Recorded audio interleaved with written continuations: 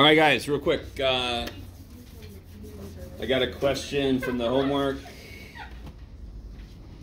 4237, this guy. Y'all okay? No, but go ahead. All right, let's transition. You ready? Let go of everything else. Okay. Immerse yourself in the math. All right, so let me write this down. Let's see. So I've got to find the inverse for that function on number 42. And again, it's, you know, the first few steps of a math problem, you just apply the process. I keep saying this. Math doesn't care what's in the problem. You just apply the process. And then you have to worry about, okay, how do I continue, right? So if I'm given a function that you can maybe see, yeah, things do that sometimes. All right. What's the very first thing I do when I'm trying to, for the inverse of any function, if I'm trying to find it, what do I do? Switch x to y. Yeah, so bring the y back, so that's y, and then I switch them.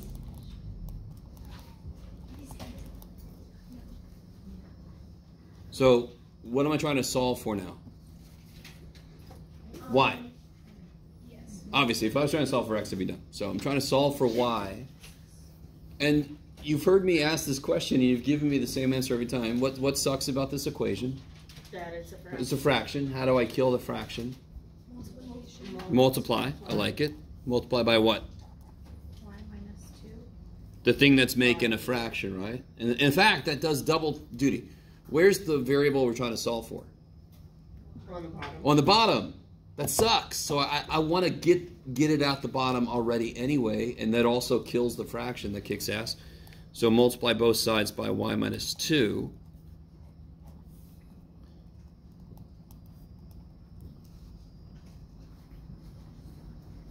And now you're just a couple steps away.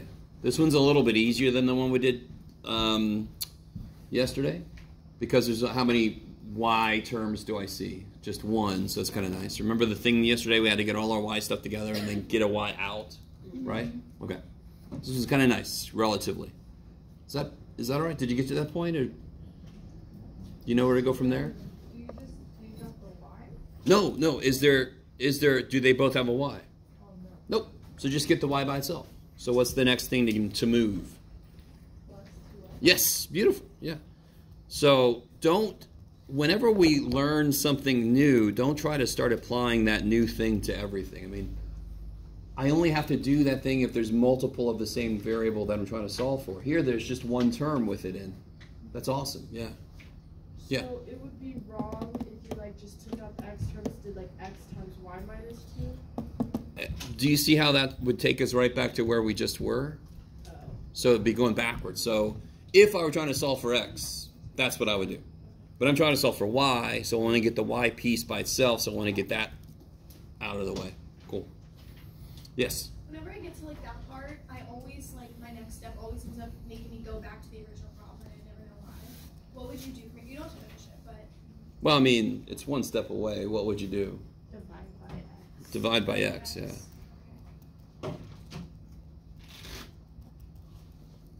And then if you wanted to, you could break it up, but it doesn't matter, because that's the answer, right? So what notation would I give this? Negative 1x. Yeah, f inverse x. I like it. Kick ass. And again, this notation was a really poor choice, but, you know, math people, we sometimes made good choices in the past, and sometimes we didn't. Sometimes we were sober, and sometimes we weren't. So this looks like it's supposed to be flipping it, but it's just notation we picked, and it's unfortunate notation. Is that okay? Yes. So trust the process. All right. Anything else, guys, from homework?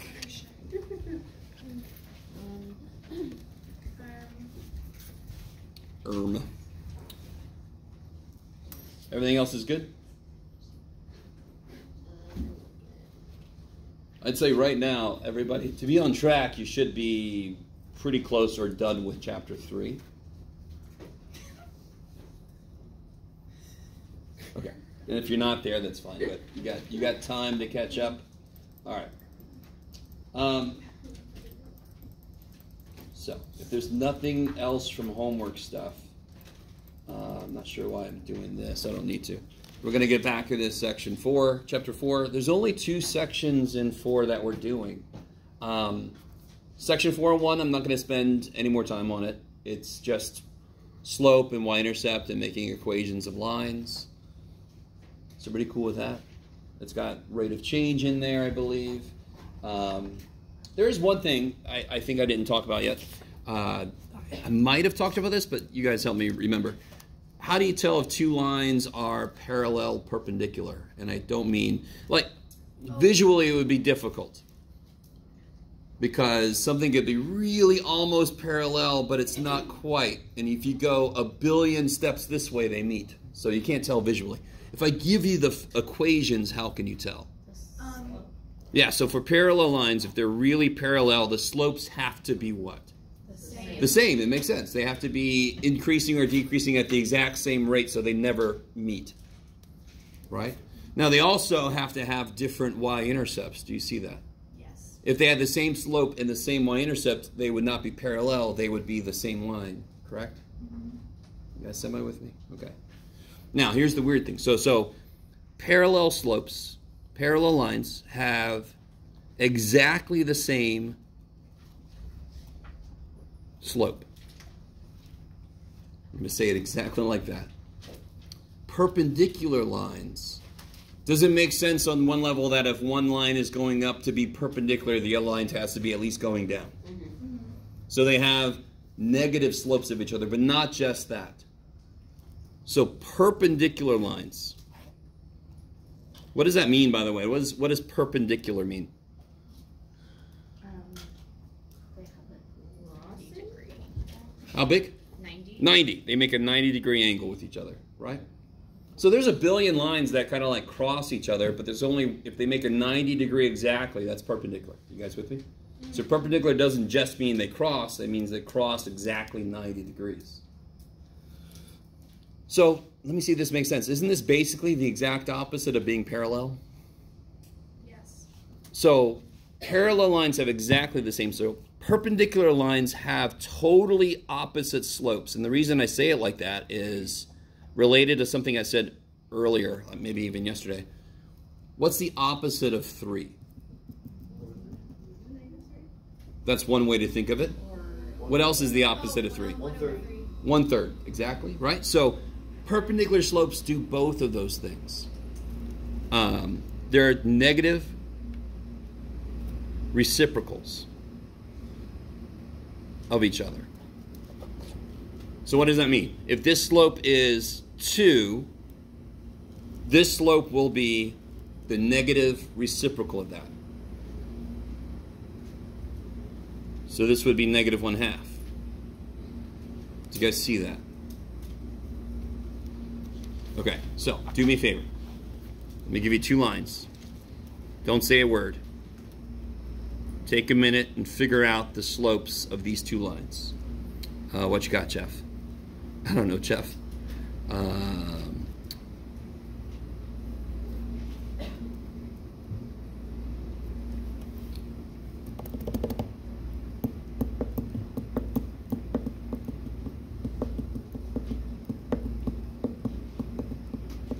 What's the quickest way to figure out the slope of a line that I give you the equation for? Yes, why? Because the form of a line is what? Y equals mx plus b. So if I solve for y, if I solve for y, all the other stuff falls into place. That happens a lot. Later this semester, we're going to learn the equation for a circle. And if I solve it and put it in the right form, I can see the center and the radius. Those are the 2 most important things. Where's the center of it and what's the radius of it? So very often when we put equations in certain forms, we'll see aspects of the graph just jump out at us. So this is the first little thing that we ever do. If I put the line in the right form, aspects of its graph jump out at us.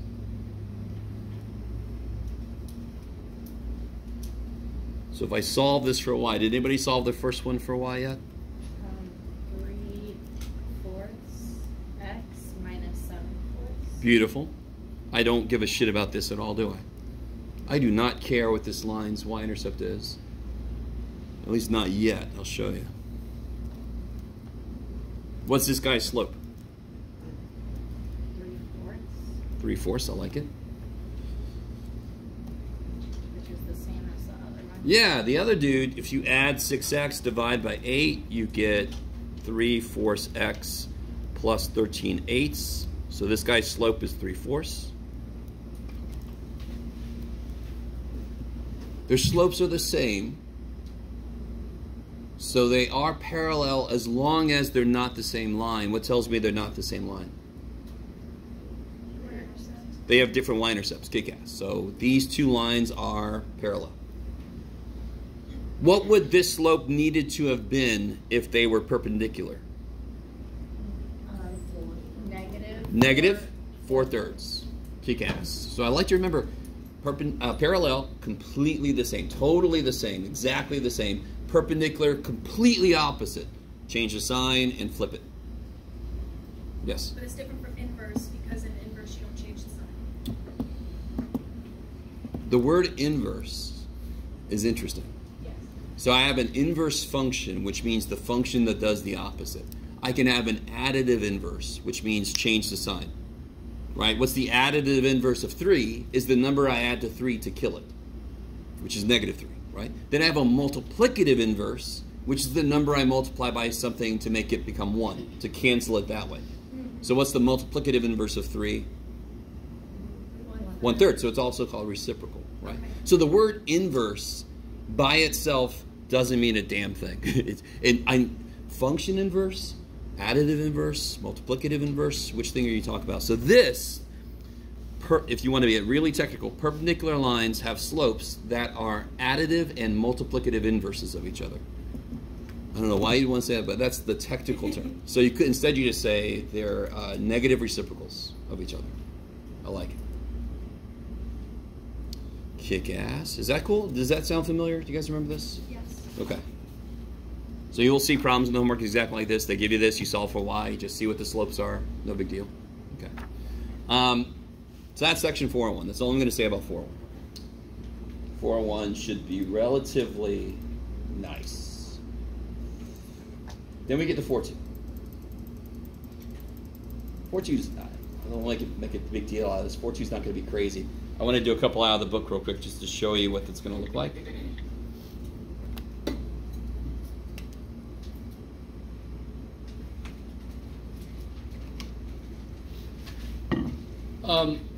Let's see. Yeah, that's kind of silly what I did. That's too bad for you, Jeff. All right.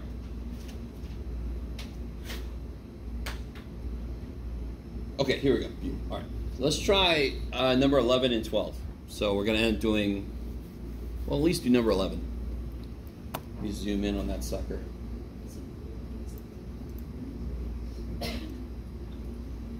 Shoot, it's too much. All right, so read through this situation.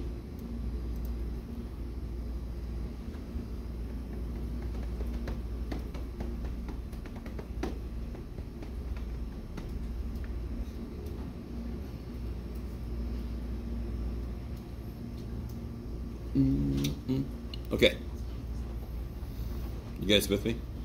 There's not a lot of words there. I don't know if anybody's like, I have no idea what the hell I'm supposed to do with that. Do you guys, let me ask you this. Do you see 2 points? Yes. Yes. All right, so I'm going to write down this information real quick so I can switch over to my paper here.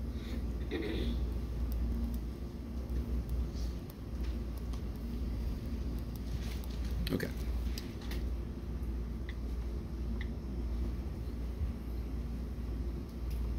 Is that the right stuff? Yeah.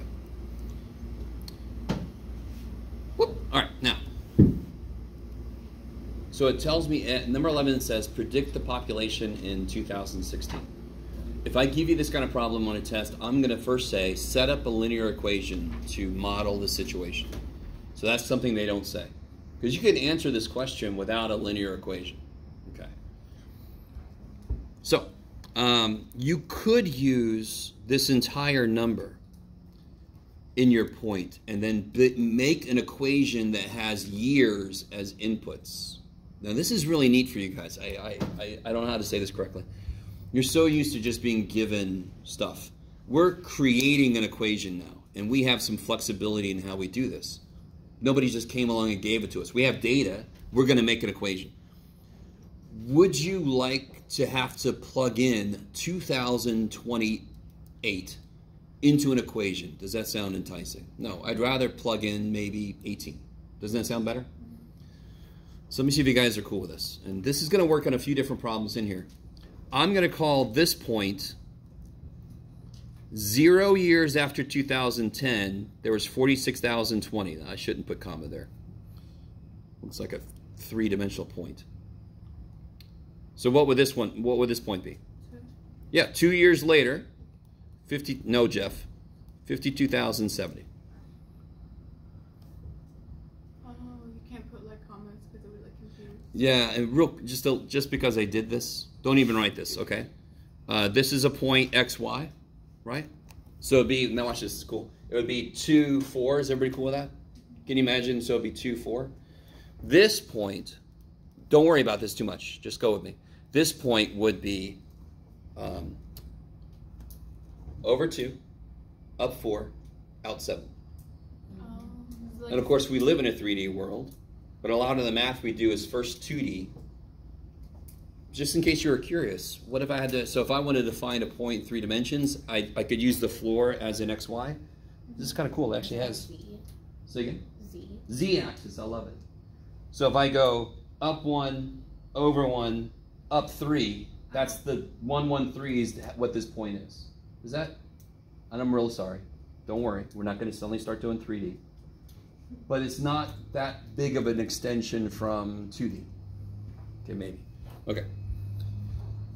Don't worry about it. Okay. Just because that came up. You could, now I really want you to understand, maybe I'll do this both ways. These points, how can I set up an equation? y2 minus y.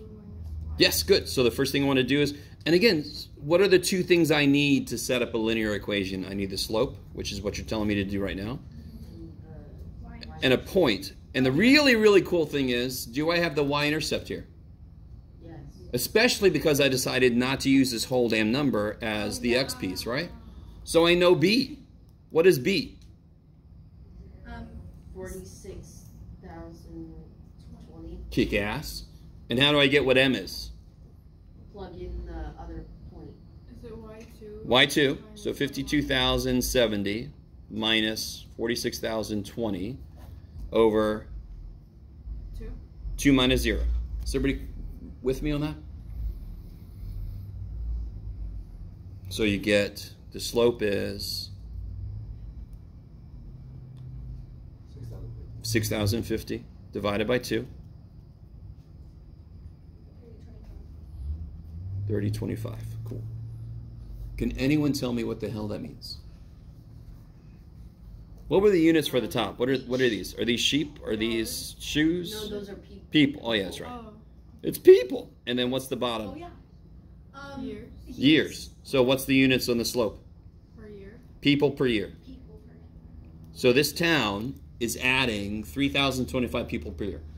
Either they're moving in or people are making people. Yes. What equation is that? Oh, this guy? Yeah. What's the equation for the slope? I'll get it started. y2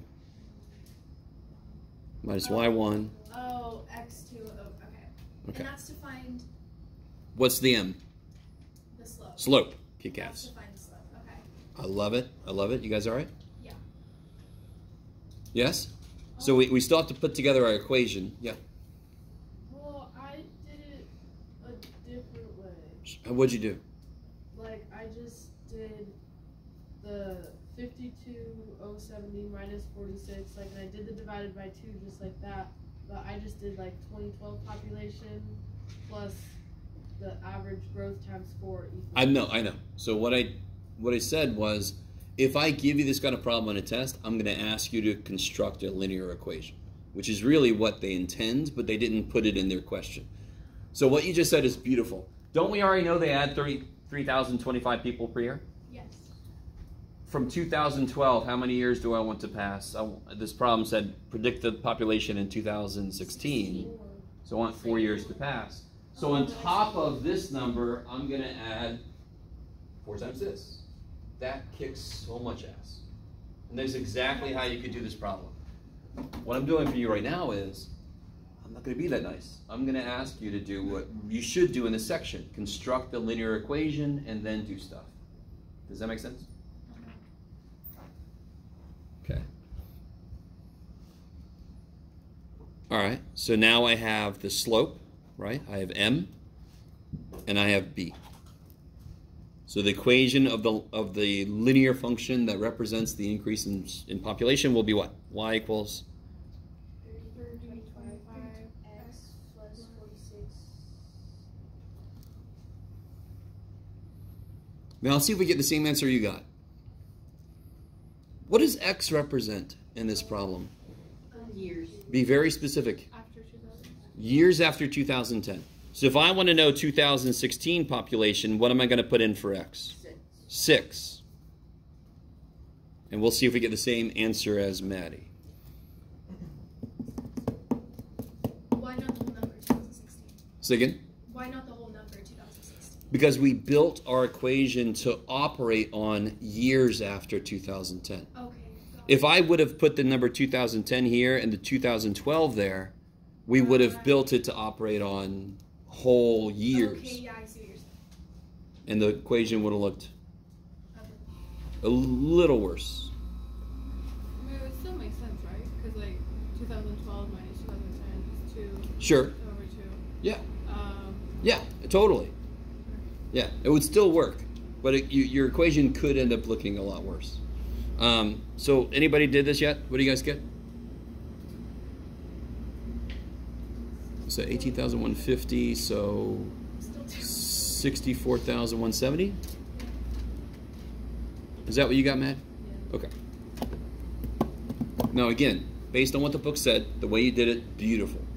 Quicker than this, correct? It was quicker than this. But I'm evil. And the whole point of this section is, can you construct a linear equation given data? So they sort of left that detail out. Okay. And what was the other part it wanted us to do? There were 2 parts, right? Find it in 2016 and then... The other one says, is this, okay. The other part says, and here's our equation again. Predict, oops, it's a 20. Predict when there will be Oh, yeah. 75,000 people. So then you take the 75,000, put that in for Y. Beautiful, because X is number of years, Y is people. Yeah. Y is people, or Y is people. So 75,000 equals 3,025 X plus 46,020. Now, if you do it the other way, man, if you do it the way you did that, you'd have to kind of like make a list and just keep going until you got to 75,000. That's one way you could do it. Did you do part B? No. Or the second part, okay. But this way, I can get there relatively quickly, right? I'm not even going to do it. Just subtract, blah, blah, blah. It's part of your homework anyway, so. You guys all with me, sort of? Yes. In fact, let me ask you this. How many temperature scales do you guys know? 3, kick ass. Does anyone know only 2? There's what we use. What do we use? Fahrenheit. What does the rest of the world use? Celsius. What is the third one? Say again? What is the third one? What's the third one? Kelvin. Yeah. I was about to say Joule. Have you ever heard of absolute zero? Yeah. So, just to kind of like brag for a second, I was doing research on the East Coast when I went to grad school, and we were cooling rubidium atoms down to microkelvin above absolute zero. Absolute zero means everybody's dead. There's no energy left. So that's absolute zero. Are you with me? So forget about Kelvin. I'm sorry. It just came up. That's another temperature scale, don't worry. Does anyone know at what temperature water freezes in a normal situation? 32 degrees Fahrenheit. I love it. So Fahrenheit, let me see. Water freeze, 32 degrees Fahrenheit, 0 degrees Celsius, exactly.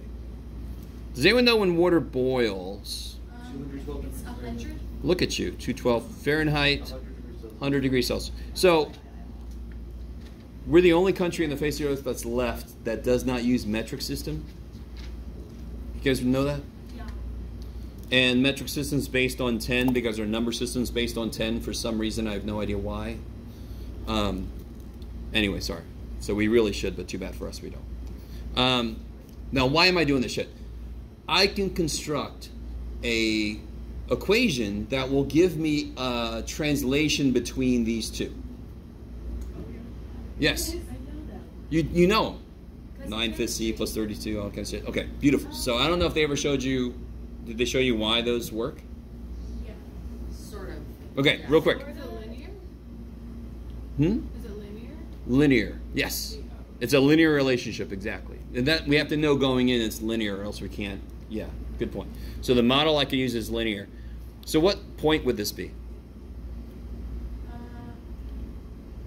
I could do either way. Okay. 0. So do you, yeah, okay. Why you want to do that? That's a smart move, right? Because now that is the what? What's special about the point? That's the y-intercept. So we know what B is, don't we? Yes. 32. What point is this? We've established Celsius, comma Fahrenheit. So what point is this? 100, Comma 212. I love it.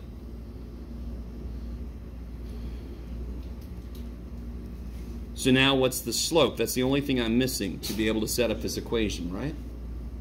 What's the slope?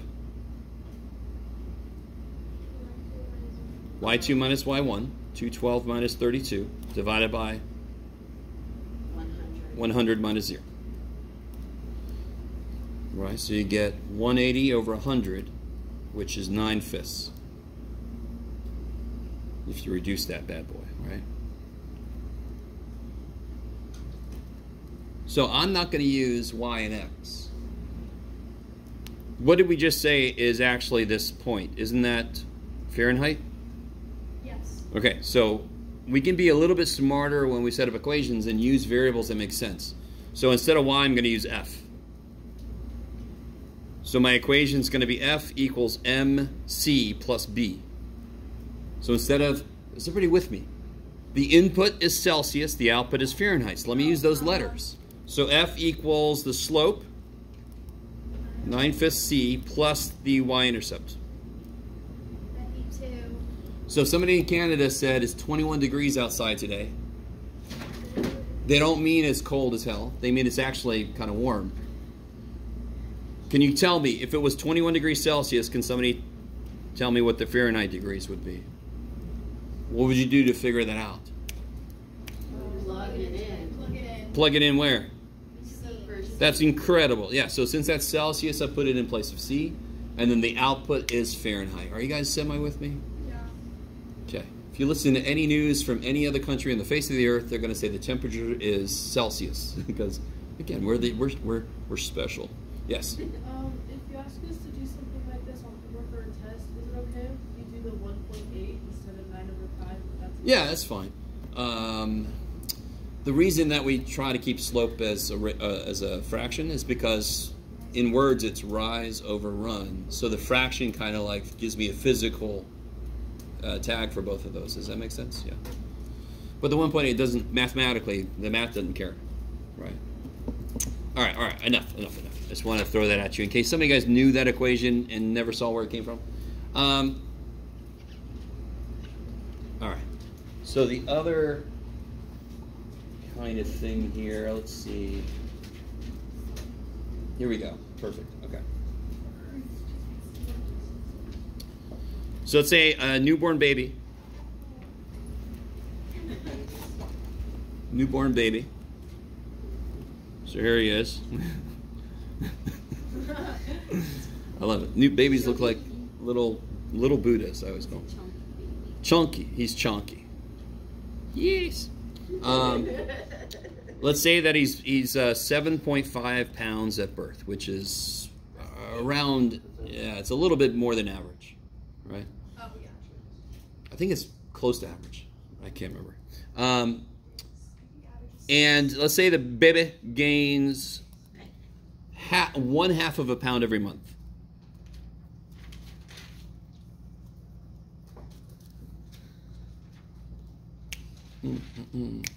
So I want you to create, now I want you to realize this is easier than what we were just doing.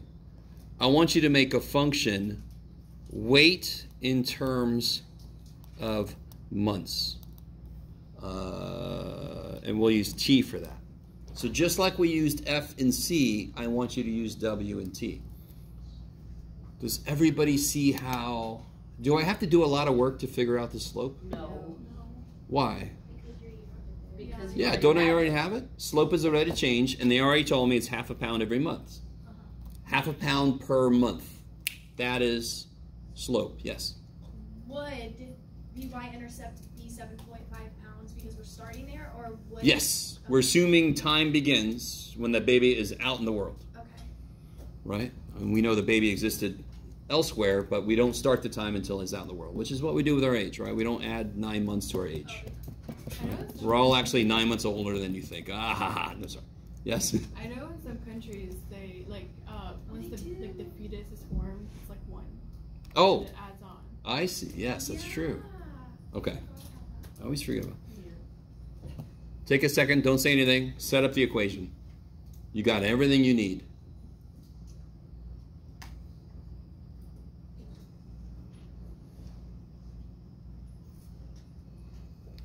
No work to be done, really, right? Do you So solve for the equation?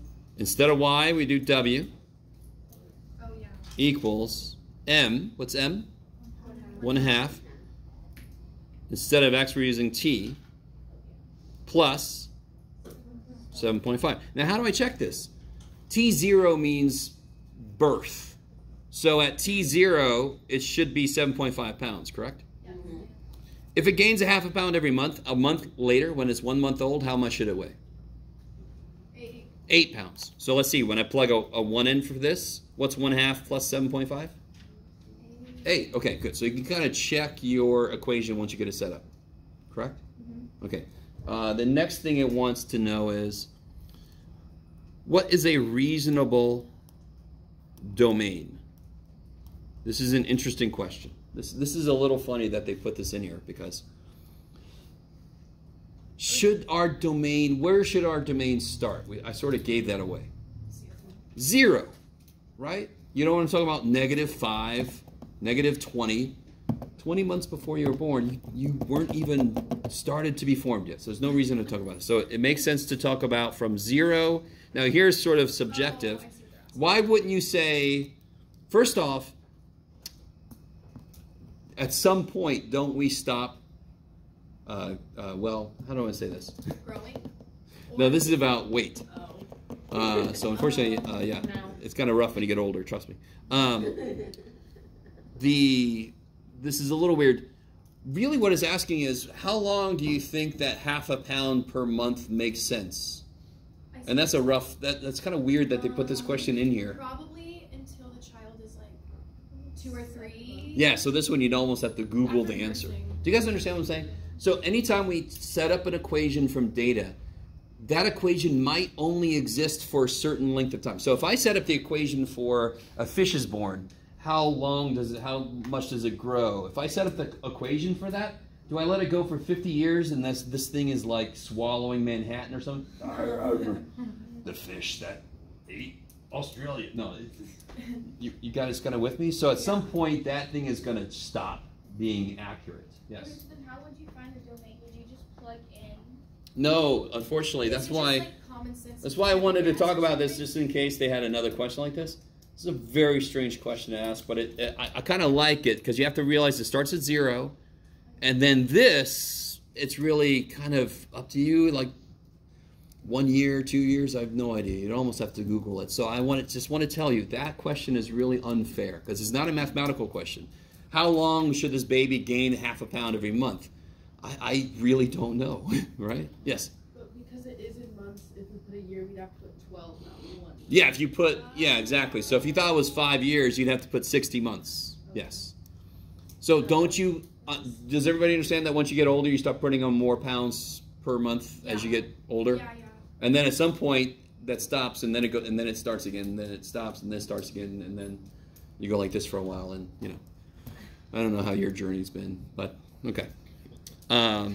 Yeah, I was a fat little I would dude. honestly say 2, just from what I know from child development. Oh, good. Yeah, Just like yeah. an So again, I really want you to understand that question is a little unfair, and the range is a little bit more fair. What would the range be? What's the lowest this baby weighs over the given domain? 7.5. I love it. And then this is subjective. But again, it's kind of like depending on where you stopped. So anyway, let's not talk more about that problem because it's not even mathematical. Would you have that on one of your like, tests? No. No. So if you get a question that says, find a reasonable domain for this, it's subjective. Yeah. Okay. Okay. So let's ignore this part for now. Okay. Oh. What are the x and y, or what would I call the x and y intercepts? Well, the x-intercept, or the y-intercept. What would I call them? I wouldn't call them x and y intercepts. Zero. No, what would I call them? Oh, years and age. Oh wait, years and weight. I call them the t and w intercepts. Right? Find the w intercept for me. And again, I don't know if I've told you this. The last math class I took, I had an equation with about 20-something variables in it. And I had to find the m-intercept. What did I do? I made all the other variables 0. So I don't care how far in math you go, to find an intercept, you make all the other letters 0. That's it. And we only work with 2 variables, thank the gods. So to find the w-intercept, what do I do? Takeaways. Set t equal to 0. And of course, what do you get when you do that? So if I ask you to interpret what this means, what does it mean? What does t equals 0 mean? 0 months. 0 months, which means the baby was just born. So when the baby's just born, it is 7.5. Now, find the t-intercept.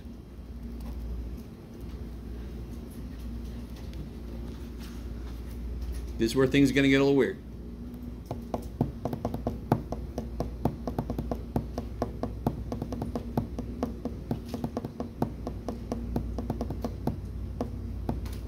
Negative. Dude, yeah. So let's see. So now I want to let w equal 0. Yeah. Now think about what we just did. What does w equal 0 mean? No, what does w equals, what's w represent? The weight. Weight. So what's w equals 0 mean? Wait. Doesn't weigh anything, which means it doesn't exist, which would have happened before it was born. So does the answer being negative make sense then?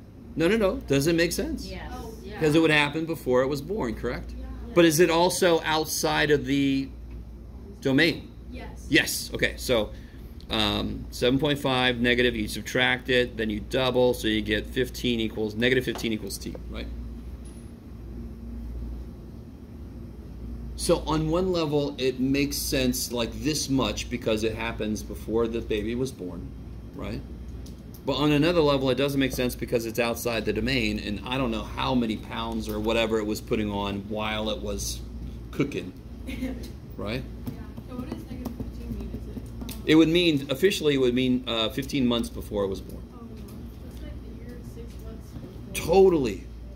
Why do I not care that it actually doesn't make sense? Because it's outside of the acceptable domain. If I put something in that's outside of the acceptable domain, the answer I get could be completely weird as shit, and it doesn't matter because it's outside. Again, if I developed a linear function for a fish's growth, and I just if I put 50 years into it, I might get 7,000 feet long.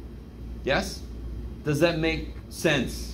No, because I went outside of where this thing exists. At some point, it's going to do this. Do you guys agree? Yep. Yes? Mm-hmm. how long the fish gets, it's gonna stop growing at some point, Yeah. right? Thankfully. Hopefully. Or else we'd all just have, like, there's these giant fish in the ocean and just full of it, and a boat would kind of like ride on the backs of the fish or whatever. Sorry. Yes. So do you want us to put like outside the reasonable domain? Yeah, so this would just, you could interpret this a few different ways. You could say, the direct interpretation is it would be 0 pounds before it was born. If you said that, that would be awesome. If you said the answer is negative and that's outside the domain, so it doesn't matter, I would accept that too, right? Is that cool? The important thing to realize is T is months. So the immediate, really quick, barely, but just the first step you could do is say that's negative 15 months. That's the first level interpretation.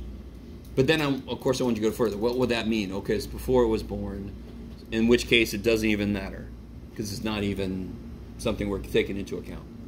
How you guys doing? Okay. All right. What is this? Oh, yeah. Sorry, I have a question. That's right. Hypothetical. If, Yeah. It was in the reasonable domain, meaning, or would it be in the reasonable domain if it ended up being in the time frame where it was like, where the baby was during the 9 months that it was inside of the mom? Sure, yeah. If we had an equation that, like, I would put 0 as the beginning of things. Does that make sense? Yeah. If you put 0 when the baby was born, but I know how much the fetus gained weight over time, then negative time would make sense because, like, a month before it was born, I could figure out how much it weighed. Right? Okay. You guys, That one didn't work because it was like a year. because It the weight gain was after it was born. I wasn't given information about what was happening before it was born. So I couldn't even use our linear function for negative time because it's not set up for that. We don't have the data for that. Okay, this got a lot deeper than I wanted to, but it's all right. Sorry. But no, this is good. When I have data from the real world and we set up a model to model that data, we have to know going in, where does that model actually work, right? So people try to predict what's going to happen with stock all the time, and they set up these models, and it's data based on this, and you're trying to go outside of that to make predictions. No, that's not going to work. You guys with me? Okay. GameStop, for example, or Bed Bath & Beyond for some reason. No, I don't know if anybody knows about it. Okay, so that is chapter 4. Chapter 4 is 4:1 and 4:2. You guys all with me? Okay. Oh, did we finish chapter 4? We just did. It's only 2 sections long, and one of the sections was y equals mx plus b, basically. Yeah. Now, into chapter 5. Chapter 5 is going to be. Oh, already? Yeah, dude. Are we Yes. still having our exam next Thursday? As far as I know, yes. Whatever it is it next Thursday? Yeah. Okay. Yeah, I don't see a reason to change the date. What I think I told you guys, like the first test, did it go as far as I thought it would? No. Yeah. So the next test, I don't like to change the dates if I don't have to, because you guys all know the dates already, even though there's shocked reactions to what you just said. It's on your homework sheet. I like to just change the content on it. Yeah, because I assume some of you guys are looking ahead and making sure you'll actually be here for the test. So I want those dates to stay where they are, so you can make plans accordingly. Okay. Some of you guys will plan to be sick, maybe. I don't know. So I want to make sure you know when to do that. Sorry, some people do. So let me ask you a couple questions about parabolas.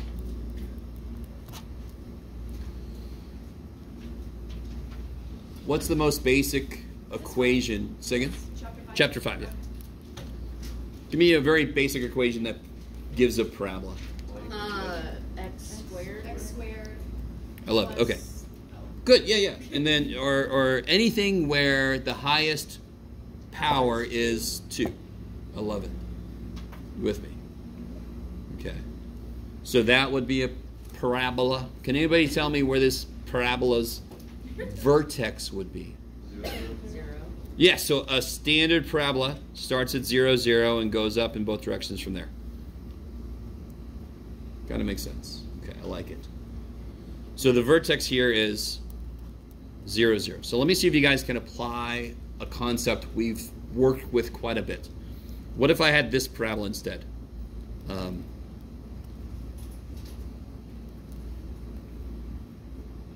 Don't say anything in case somebody knows this already. Don't say anything. Think about what the vertex for that would be. Don't say anything.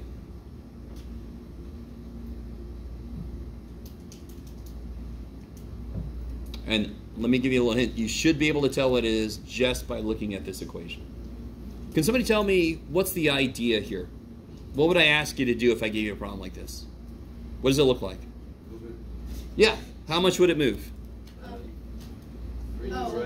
Right 3.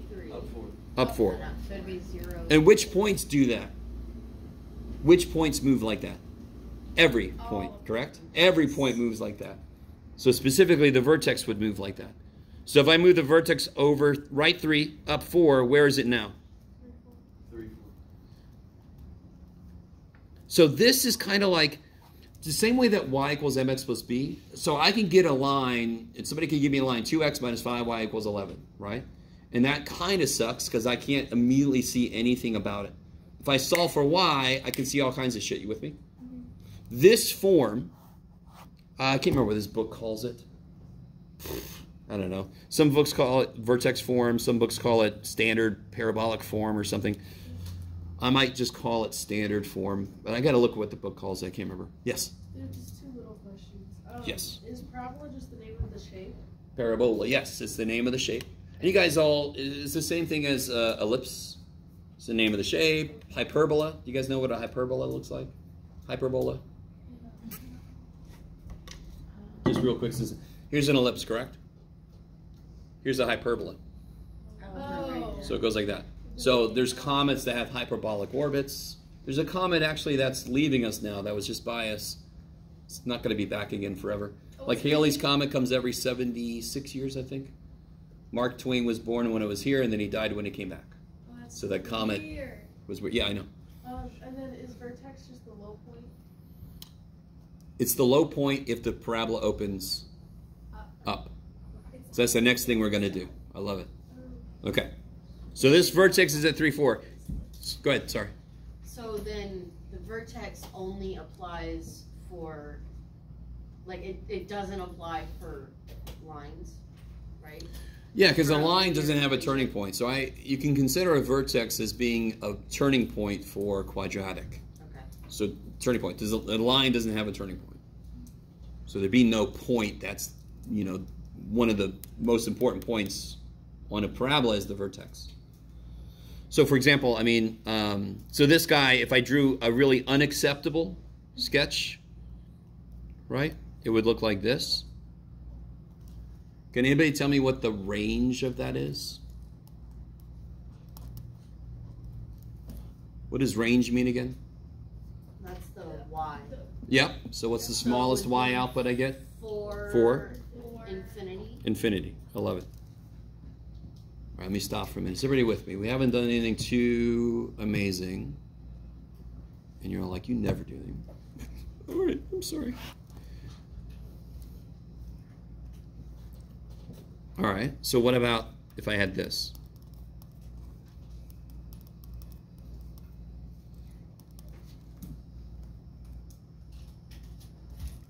Where's the vertex? I love it. Okay, so one question I could ask you is, does it open up or down? Down. I'm going to assume down. Down. I love it. Since it's negative, that, of course, we already know is a flip this way. So it would take this and flip it around. I don't know how to do that. Okay, I like it. What's the vertex? Is it negative? Sure, because this is the how much it moves left and right, right? Don't worry about this. This doesn't do shit to me. How much does it move? That's a reflection. Who cares? This moves down back 1, and this moves down 11. Can you draw an unacceptable sketch? Or it would be acceptable if I didn't ask you to graph it. So draw a quick sketch.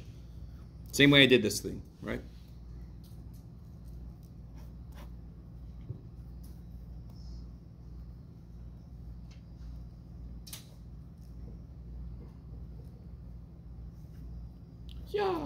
Yeah. If I wanted a better graph from you, can you guys see an immediate thing you can calculate to make a better graph? What's the y-intercept for this? Can you tell from my graph? No, because I don't know how that is. I don't know how fat it is or how skinny it is, correct?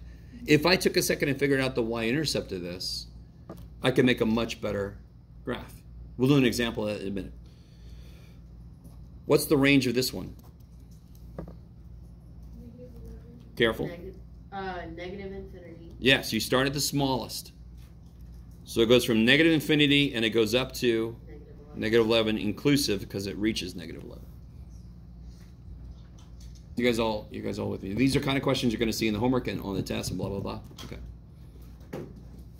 All right.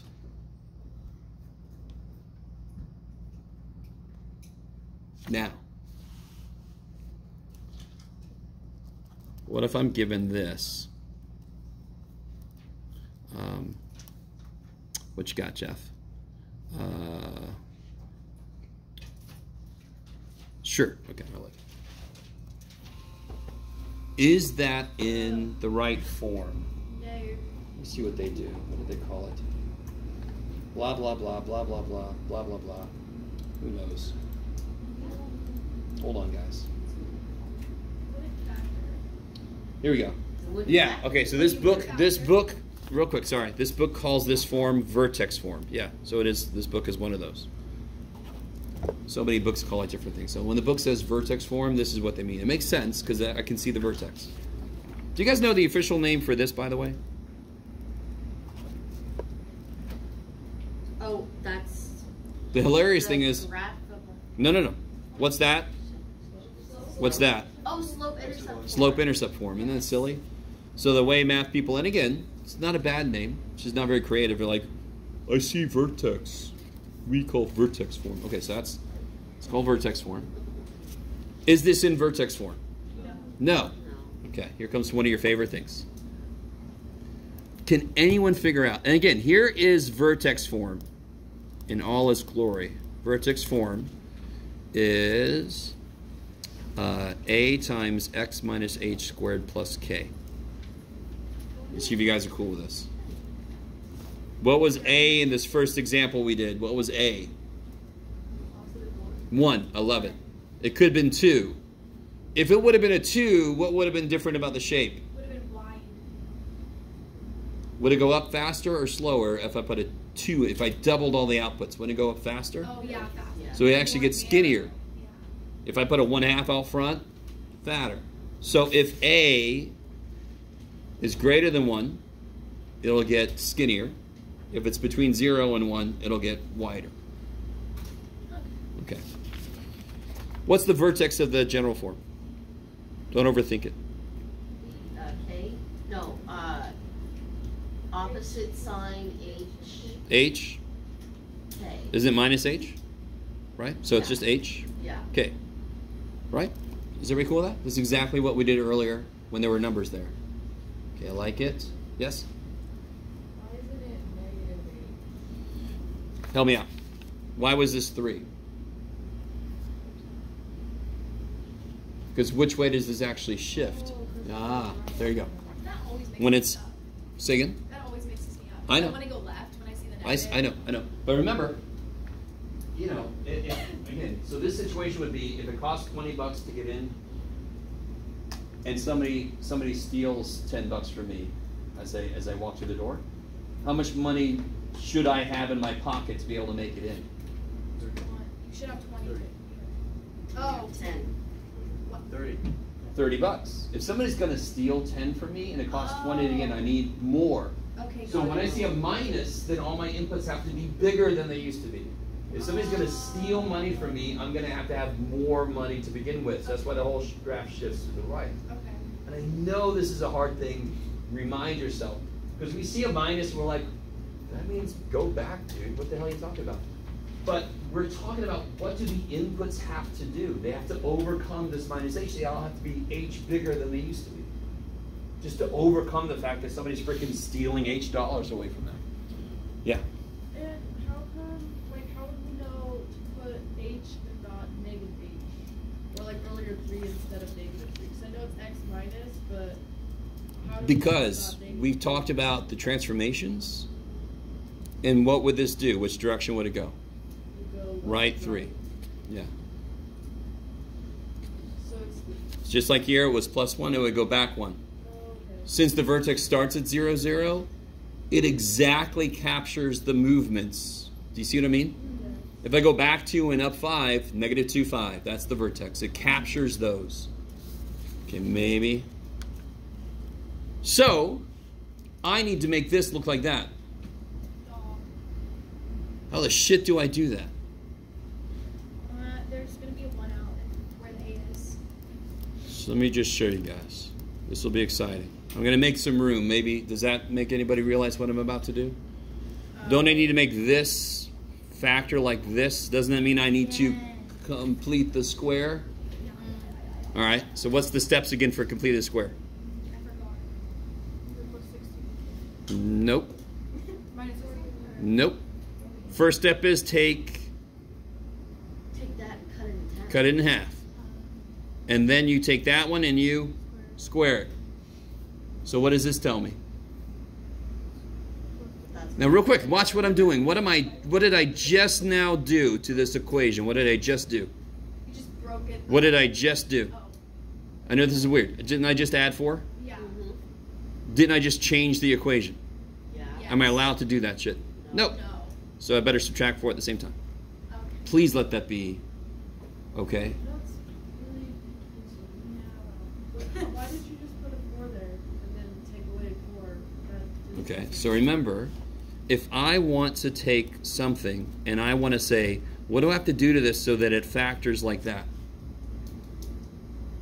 Right? That's the whole thing we were talking about earlier with completing the square. Oh, you were just doing the x squared and the 4x, like the 5 had nothing to do with it? The 5 is Yeah, just 5's sitting there. already there. 5 is a little innocent bystander. Yes. Why wouldn't the minus 4 be on the other side of the equation? Because don't you do it to both Well, I sides? could add 4 to both sides, but what is f of x plus 4? So it's better to work, I don't know either. So it's better to work on the same side. But this, of course you can. Listen, give me a number. 17. If I add 4 to it, what do I have to do so that it becomes 17 again? Subtract. Okay, so if I add 4 to this, I better subtract 4 to keep it the same. So am I allowed, if I gave you this thing and you're like, no, no, no, no. You're not allowed to do that shit, right? Right. I'd rather, it's nice, Jeff, nice, but I'm going to make it this. You can't do that shit. So if I add 4, I better subtract 4. Now again, some of you guys are like, you push the damn rock that way, and then you push the damn rock that way. Are we in the army? What is this shit? All right, so you need to move that shit there, and then move it back. Do that 80 times. Great. No, because what can I do now with this piece? Yeah, and it factors like this, right? X plus 2 squared, and what's out here? Plus 1. Now, if I FOILed and added, I would get back to the original. Are you guys with me? Yes. Because everything I did maintained what it was. But, so, everybody thinks, okay, you added 4, subtracted 4, why'd you do that shit? Because I could reorganize it, and now you can tell me what the vertex is. -2, 1. Yes, and I couldn't see that shit up here, could I? But now I can see it. Just because I put it in a different form. So it's worse than lines. If I give you 2x plus 5y equals 11, you can solve for y. Put it in the right form, and then you can see stuff, correct? Same idea, just a little worse. And of course, it's got a freaking square. It should probably be a little worse, yeah. So you had to add that to get it in the right form. Yes, But- I had to add this 4 Right. to be able to put it like this so I could see the left-right. Right. But then I had to make sure that I balanced it and not actually change the Right. problem. Okay, got it. So less and less people have seen, you know, back when they made Indiana Jones movies that were good. The very first one, Yeah. when he took the thing and he put the sand? Yeah. So he just didn't balance his equation correctly, right? Mm-hmm. So if I take something away, -4, I better add 4 at the same time. Because you're trying to change the format. You're not trying to like change the. I'm trying to reorganize what was given to me. That's Right. all. I love it. Kick ass. Kick ass. It's exactly the same thing we do. How do you reduce 16 over 40? What do you do? Divide by 4, sure. That's a good starting place, right? Oh, 8, sorry. You could divide by 8 even better. Yeah, I'm open to whatever you guys say. Right. So I'm just changing what it looks like. I'm not changing its value as long as I do this both ways. Now it's a little bit different because I'm doing it all on one side. You with me? Oh, it's not a great example, sorry. So I have to do this to keep the problem the same. Okay. How do you know which equations you're allowed to do it on the same side, which equations you're not? You're allowed to add 4 and subtract 4 from the same side of any equation in the universe. Of course you are. Even if it's. You even just if usually it's don't equal because it to each doesn't other. work out. Yeah, there's no reason to do it. Okay. So, for example, if I had x plus 2 equals 7, couldn't I add 4 and subtract 4 and I didn't change the problem, correct? Yeah. Did it do anything for me? No. Didn't do shit for me. Get out of there, right? I see. Okay. So Maybe, it's just maybe. necessary for this problem. This problem, you can tell, because that side, you can't do shit to it, right? So you pretty much need to work on the same side, yeah. So you added 4, but you subtracted 4 on the same side. Totally. Or no, on the bottom one. Oh, here. Yeah. Here? No. Here, yes. There. You added 4 and then you subtracted 4 on the same side. Yes. You add 4 on one side and subtract 4 on the other side? Or Can you do that? Can you do that? Because then it doesn't cancel it, right? So we all know with equations, you have to do the same thing to both sides. Because if you give me, isn't 11 equal to 11? Yeah. Okay. If I add 4 to one and subtract 4 from the other, is it still true? No. Okay, so that's basically why the rules of equations are the way they are. To maintain the equality, you can only do things that do that don't change only one side or change both sides in different ways. You have to change both sides the same way or else the equality is no longer true. Is that cool? Now again, I like the suggestion somebody had. You could do this any damn where. Here's a place that it actually makes sense. Right. Okay. All right, good. All right. I want to get to a certain place today. But no, don't get me wrong. I love these questions. They are perfect. So here, you guys do this for me real quick. Do the same thing we just did. I'm not going to make it too weird yet.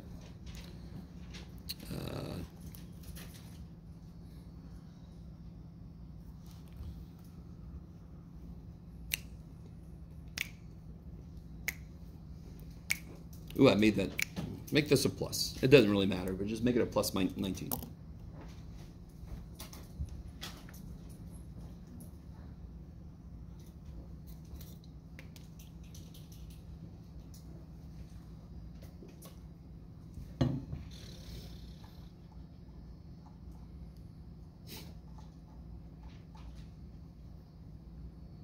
Blah, blah, blah. Okay.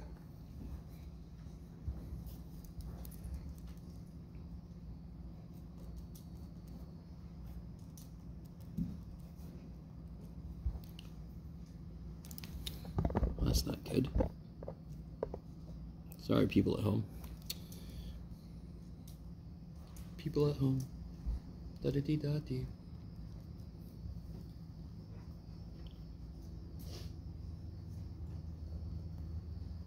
So what are the 2 steps to complete the square here? Cut the -10 in half. And then do what with that? Square it. So this goes here, which means at the same time I better immediately subtract 25. So again, on one level your brain is always going to be like, why the shit are you doing that? Pick the box up and put it there. Now pick it up and put it back. But that's not what we're doing. We're reorganizing things, right? So how can I write this now? And the great thing is that tells you how it's going to factor. Actually, right? X minus 5 squared. So what's the vertex? What's the vertex, Jeff? Sure. What's the vertex? It just vertex. 5 negative 6. Kick ass. Does it open up or down? How do you know? Because Because it's positive out here, right? All right, one more I want to do with you that's a little bit weirder. Is everybody cool with this problem? Yes. All right, I want to do one more with you, and we're going to do more with it. All right. Sounds exciting, Jeff. So it's a little twist when there's a number out front that's not 1. Let me make this so it's not too horrific. There you go, Jeff. Good job, buddy. There we go.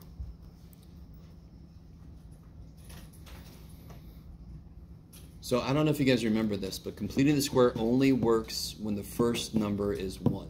Right. So we have an issue. So let me see if you can. In the cover of darkness, you could just sneak up on it. No. So make some room first. Now here's the part that some of you got. All right, I have to take a 2 out. I just do. I'm not taking a 2 out of 7. I don't need to. Because I got the X stuff I want to organize and the 7's on the side. You guys see that? You don't take a 2 out of everything. You only take it out of what you need to. Now you're going to really enjoy this next thing.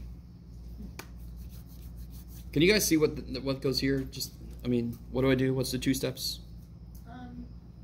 6 divided by 2 is 3. 3 squared is not 12. We're here, right? 9. 3 squared is 9. Is everybody cool with that? Yeah. All right, now watch.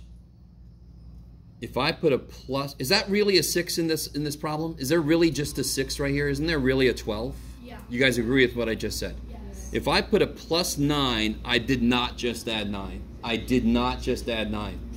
What did I add? 18. Do you guys see that? Yeah. Why were the other problems we did not having that problem? Because the first number was a 1. So whatever I did was 1 times that. That's all I had to worry about. So 2 steps. If I put a plus 9, I actually just added 18, so I better subtract 18. Could Nice. you just put a 4 in there? Would it complete the square? Oh, no. 9 is the only number that will complete the square. Okay. And whatever you put in there, you got it double. Because that's what that's doing out there, right? So how's this factor now? Good. So what's the vertex? -3, -11. Kick ass. Can somebody... Wait, Oh, sorry. just kidding. All right. Take a minute, tell me what the y-intercept is. And the really funny thing about this problem, see if you guys see it. You should be able to see it and not do any work. You should be able to just see what the y-intercept is, no work required. And you're all like, that's good for you, math boy. How do you get the y-intercept? You make x0. So if you do it here, let's see what we get. If I make x0, 3 squared is 9, times 2 is 18, minus 11 is 7, correct? Why don't I do it up here? If I make x0, don't I get 7? Do you see that? If I make x0, don't I get 7? Yeah. Or if I make x0, don't I get 7? Yes. So you could do it either way, so I'd much rather do it up here. Yes, or you're stretching. Okay. I'm just stretching, sorry. So So you're good. the equations are equal, but they're not in the same format. No, no, no. These two are exactly the same equation. Yeah. Oh. So you could put a 0 into either one, and it'll get the same answer. It's just quicker to put it up here. Because I can just make them both 0, that's 7. Done. Same reason y equals 2x plus 3. The y-intercept is 3, because you cover the x piece, it's 3. Yeah.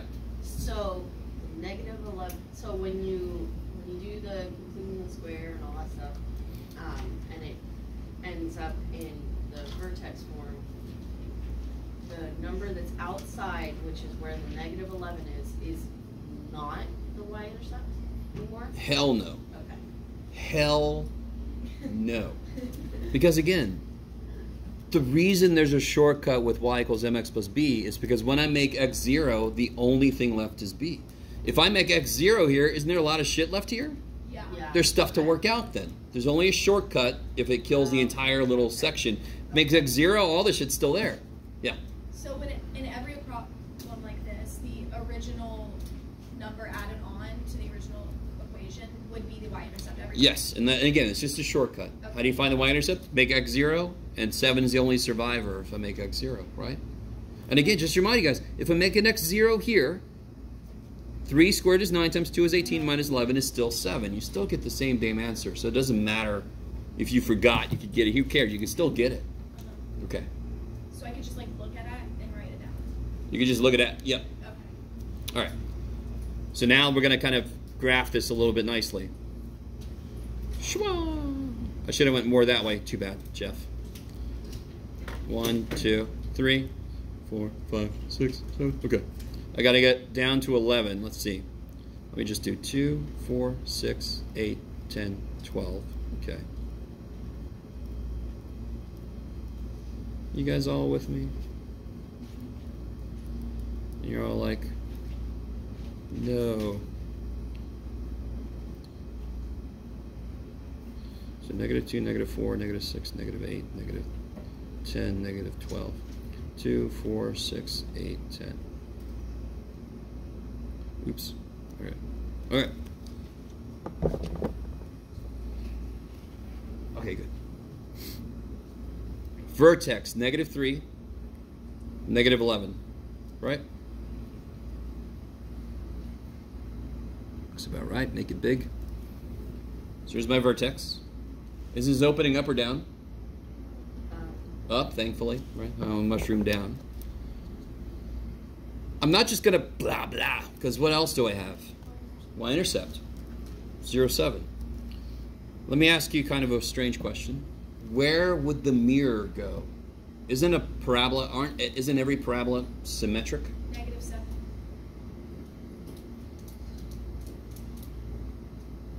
So, real quick, if I draw a parabola, where would you put the mirror? Where would it's actually called the axis of symmetry. 0. Where's the folding line so it would fold on itself? Isn't it right through the vertex? Yes. Or something like that went right through the vertex. So it would be.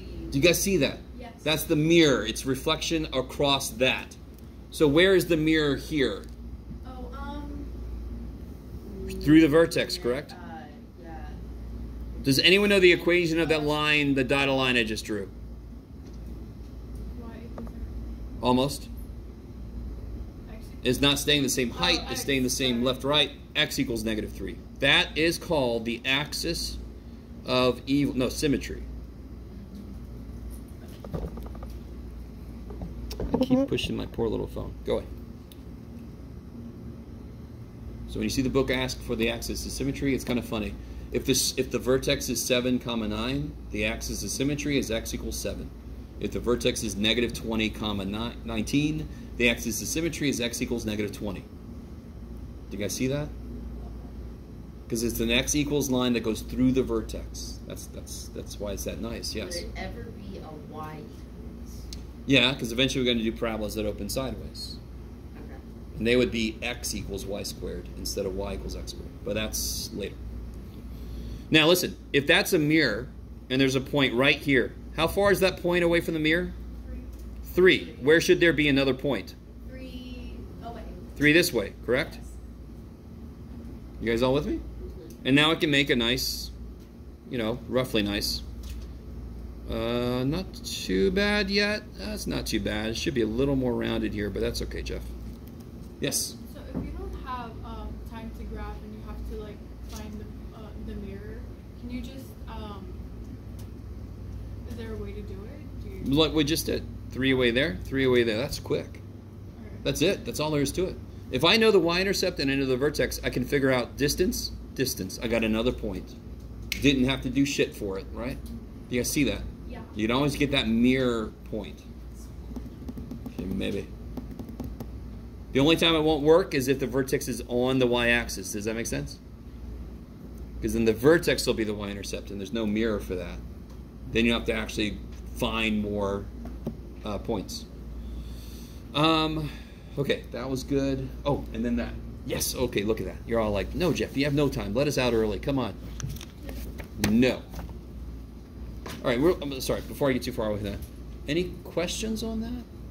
Yes. What did you mean by it doesn't mirror on the all right, so if I had a vertex that was on the y-axis, that's the vertex, so therefore the mirror is here. It's on the mirror. I can't find. So I'd have to find like x-intercepts, or I'd have to find some other points.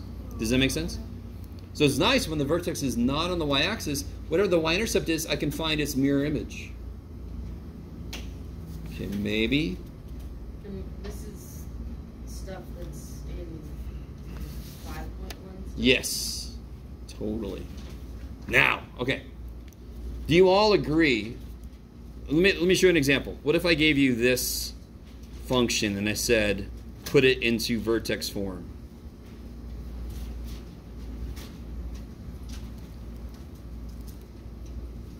We're not going to do it, but what would be the first step? Does anyone know? Why can't I use completely the square on it directly? Because the first number is 11. So I'd have to take the 11 out. Yeah. Then I'd have to cut negative 37 over 11 in half and square. Do you want to do that? No. Can Don't you wish there was a shortcut Yes. to find the vertex? Yes? Oh my goodness. Yes? Yes. There's a shortcut to there's a shortcut to the quadratic equation, which is completing the square, and then there's the shortcut. To Yes, you completing got it. the You got square. it. You got it. You got it. That's Okay. a shortcut. Yeah. Yes. There's probably another shortcut somewhere that's coming. Sure. There's shortcuts all the way down. Now, don't worry about that. That's just an example of why we want a different way. In fact, I might come back to that and show you. Let me see here real quick. I want to build this up. Just do this, Jeff. There you go, buddy. There it is. Okay. Can you guys factor that for me? Yeah. Okay. And it's going against what we've been doing, but I certainly could factor this, correct? And if I factor it, what could I find very quickly about the graph if I factor it? No? Which points? X-intercepts. Yes. All right, so help me out. How do you factor? 2 and 3. Okay. So what are the X-intercepts? 2 and 3. Negative 2, negative 3. Careful. It's got to be where they make it 0, correct? Oh, Mhm. yeah. So if I just do 1, 2, 3. So negative 2, negative 3. That's the intercepts, correct? Remember you had Can anyone tell me, guys, can anyone tell me what the value of the x piece of the vertex is? You could do this. So if I have a parabola Oh, and I know the intercepts, where should the vertex be? in the middle of the In the middle. So can anyone tell me what's the x value of the vertex? You could do this. Negative. Negative 2.5. The vertex is going to be somewhere there. Yes? yes. How would I let me stop for a minute. If I know any 2 points in a parabola that are opposite from each other, the vertex is right in the middle because there's symmetry, correct? That's the whole reflection thing we just did. The y-intercept is just 1 point. I can take any point I know and find its reflection. I like it. So if I know the intercepts, I could just figure out what the vertex is that way, correct? This is still not good enough because can I factor everything that I'm given? Can you factor this? Or better yet, do you even want to try to factor this? No. I wouldn't either. Okay. You guys semi with me? Okay. How would I figure out where the vertex actually is? I know the x, so how do I figure out the y? Anytime I know an x, how do I figure out the y? Plug it in. I would just plug it in here and I could figure out where the vertex is. Are you guys with me? How do I know the vertex is not up here? Because it's This not opens And it up, opens so I know the up. vertex is going to be down here. But I could just plug that in to figure out where the vertex actually is, correct? Okay. In fact, if I do that, well, all right, let's just do that real quick. If I plug a negative 2.5, I'd rather plug it into there. Negative 2.5 plus 2 is negative 0.5. Negative 2.5 plus 3 is positive 0.5. So the vertex, the output would be negative 0.25. 1/2 times 1/2 is 1/4.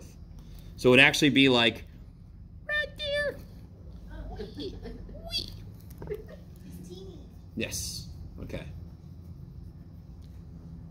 Now, do you guys have one way to figure out where the function is 0 is to factor? Is there something else we could do to figure out what the zeros of a function are? Somebody just said it a minute ago. If I said solve this, and there was a problem like that on the test, solve this. Can you solve it by factoring? Are there factors of 3 that add to be negative 7? No. Hell no. Actually, there are. They're just not. They're not. They're not whole nice. numbers. They're not whole numbers. Nowhere near it. What would I do then? Quadratic. Quadratic formula, right? What's the quadratic formula? the opposite of b Plus or minus the square root of b squared minus 4 times AC. All over 2a, right? So let me write it like this instead. In fact, if you remember, this is actually what it looked like before we combined them when we proved it. Yeah. Is that okay if I just put them both over 2a instead of all over 2a? Yeah. All right, now go with me for a second. Doesn't this finds where the function is 0, so it finds the x-intercepts. That's what it does. For any quadratic formula equation you give it, the quadratic formula will find the x-intercepts. You guys with me? And what did we just say? If I know the x-intercepts, where's the vertex?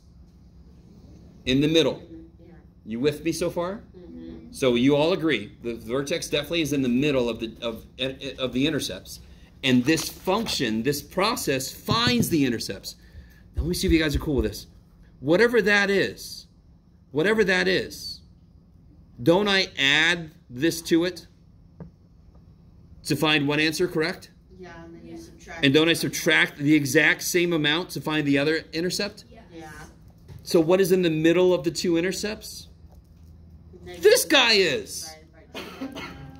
This plus or minus something, what's in the middle? Well, this is, because it started in the middle. So I don't know if any of you guys know this, so real quick. Let's do one we already did. This vertex here. All right, let me write this down again. Oh, so is it the x in the vertex? I'll show you. Yes, it's the x piece of the vertex. So for this one, we got the vertex. We did the work already, and we got the vertex to be -3, -11. We did that earlier. Right? Now, here's what I'm saying the shortcut is. To get the x piece of the vertex, all you have to do is x equals -b over 2a, which means you just have to remember what is the b? 12. And what's the a? 2. What's -12 divided by 4? How are we looking so far? And how do I get the y piece? The same way you always do. Whenever you know x, how you get the y? Plug in. Plug -3 in. For x is equal to y. So I get twice 9 is 18, minus 36 plus 7, that's -18 plus 7, that's -11. Much nicer. So if I actually wanted to, and I'm not going to because I'm basically out of time. I'm way past time. I'm sorry, guys. I could do this shit. -b over 2a. It's kind of gross, but who cares? You just plug in the old calculator. So that is the short. Oh, shit. All right, guys. Thank you for humoring me.